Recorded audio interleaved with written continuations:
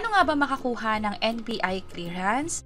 By the way, kung first time mo sa channel natin at gusto mo pa ng mga online tutorial videos katulad nito, please click the subscribe button. Bago ka pumunta ng NBI office para i-claim yung NBI clearance mo, mahalaga na dapat nakapag-online register ka muna. Hindi na kasi mag-fill up ng form doon. Instead, ang pag-fill up ay gamit ang cellphone mo or ang computer mo, which is gagawin na natin yung step 1, maging yung step 2 sa bahay pa lang. Yung step 3 and step 4, ito yung gagawin sa mismong NBI office. Para sa step 1, pumunta lang sa website ng NBI, that's clearance.nbi.gov.ph. Pwede nyo itong i-access sa phone ninyo. At kapag nga na-access nyo na yung website, ito yung una ninyong makikita. Yung data privacy content, agree lang dyan. Ito naman yung mga requirements. Dapat meron na kayo nito. Meron dapat kayong 2 valid government-issued IDs. Meron ditong part ng etc. Ibig sabihin, tumatanggap pa sila ng ibang government-issued IDs katulad nung sa Teen ID, Voters ID at marami pang iba. Para sa mga first-timers na wala pa talagang ID na nakukuha, pwede naman gamitin ang birth certificate maging ang student ID. Later, ipapakita ko rin yan sa inyo. Pero kung meron kayong national ID, dalhin nyo na lang din maging yung passport para mas safe na din. Para sa mga first-timers, kakailanganin ng barangay certificate na pwedeng makuha sa barangay mismo. Mamaya ipakita ko sa inyo yung halimbawa ng barangay certificate. Close muna natin to. And then, may option nga pala tayo na ipa-deliver yung NBI certificate sa bahay natin mismo.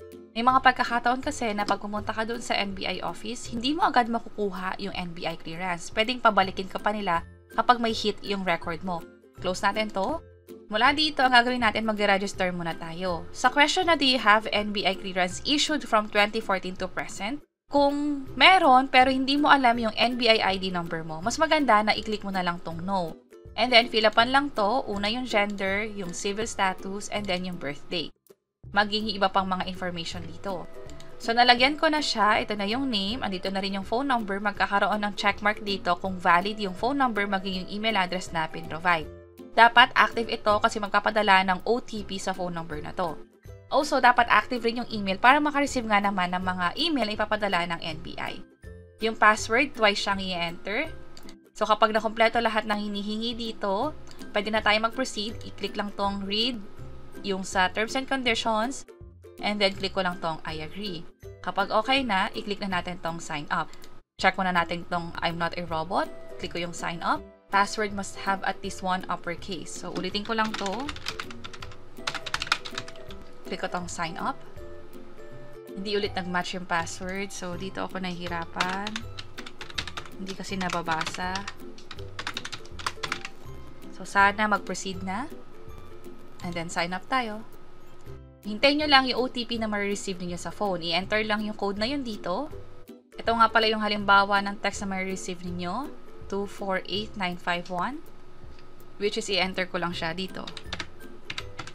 Kapag na-enter na, i-click lang yung submit. At dapat makakuha kayo ng confirmation na katulad nito. You have successfully registered in our portal.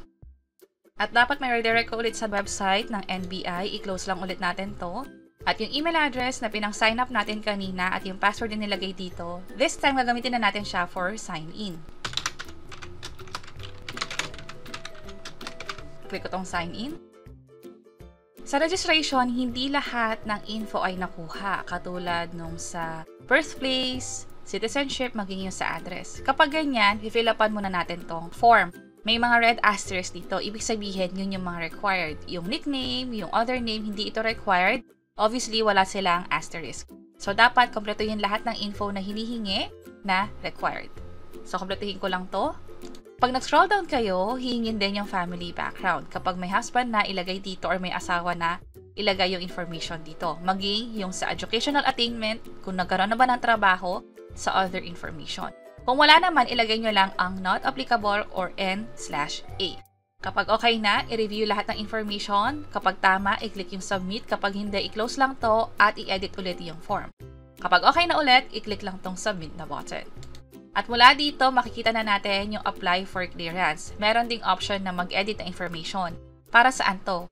Just in case na mag-renew kayo, halimbawa after a year or after few years, kailangan nyo ulit ng NBI clearance, click nyo lang tong edit information at i-update yung mga information na nagbago na. Sa transaction nga pala, dito sa bandang gilid, no current transactions. Makikita nyo rito yung mga in-apply nyo ng NBI clearance dati. At kapag okay na, balik na tayo sa application, mag-apply na tayo for clearance.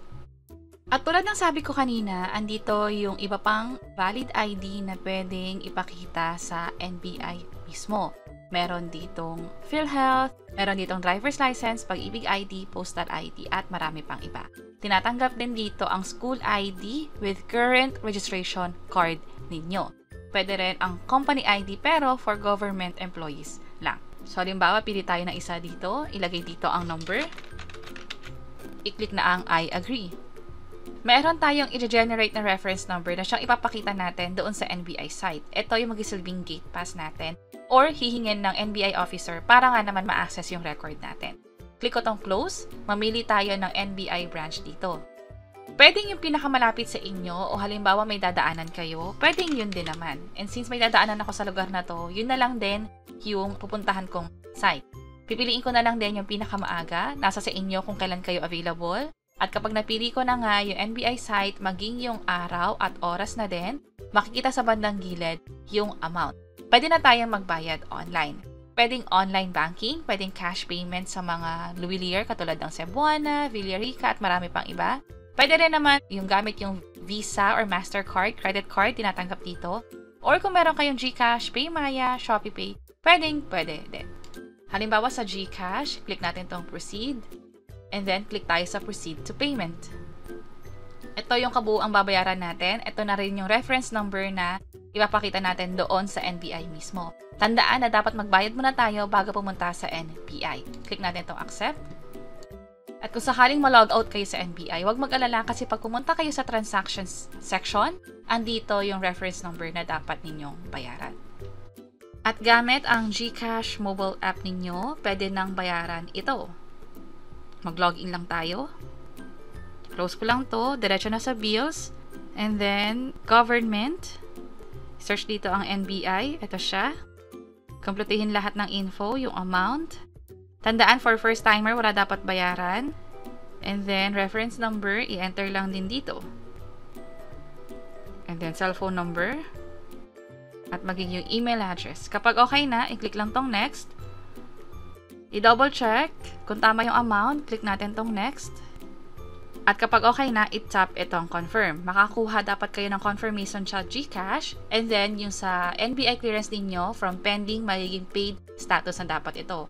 Kapag paid na, pwede na pumunta sa NBI site mismo para i-process na or i-claim na rin yung NBI clearance. Kapag natapos na natin yung step 1 at step 2 kung saan nag-register tayo online at nagbayad na rin online, this time, pupunta na tayo sa NBI office na pinili natin. So, kapag okay na, ibigay mo lang yung number doon sa NBI officer. Bali, ito yung binayaran mo, yung reference number. And then, hihingin na or mag-i-scan ka na ng fingerprint mo. Pipicturean ka na rin for your selfie o yung makikitang picture doon sa mismong clearance mo. And hintayin mo lang na matawag ka, sasabihin sa'yo kung may hit ka ba or wala. Kung wala naman, makukuha mo agad yung NBI clearance mo within that day. Katulad nito, nakuha ko kaagad siya. Pero kapag may hit naman yung record mo, kailangan mo bumalik dun sa araw na sinabi nila. By the way, dun nga pala sa NBI, wala na dapat hingin sa inyong payment kasi nga nagbayad na tayo online. At tulad nga rin pala ng sabi ko kanina, ito yung halimbawa ng barangay certificate. Dito nakalagay mismo yung first time job seekers. Andito yung pangalan ninyo, maging kung saan kayo nakatira. At kung kailan din to binigay sa inyo. Meron nga palang part dito kung hanggang kailan lang ito valid. Merong nakalagay na 1 year simula nang in-issue ito sa inyo. So, mas maganda na kapag nakuha nyo na yung barangay certification, gamitin nyo na ito para sa mga kailangan nyo lakarin. Isa na dyan ang NBI clearance, pwede rin itong magamit sa iba pa katulad ng sa pag-apply sa police clearance at marami pang iba. Sana nakatulong tong video na to. Kung oo, pakiclick ang like button at para sa iba't ibang mga tutorial videos, pwede nyo i-check itong nasa baba. Sana makatulong and see you sa mga next videos. Bye-bye!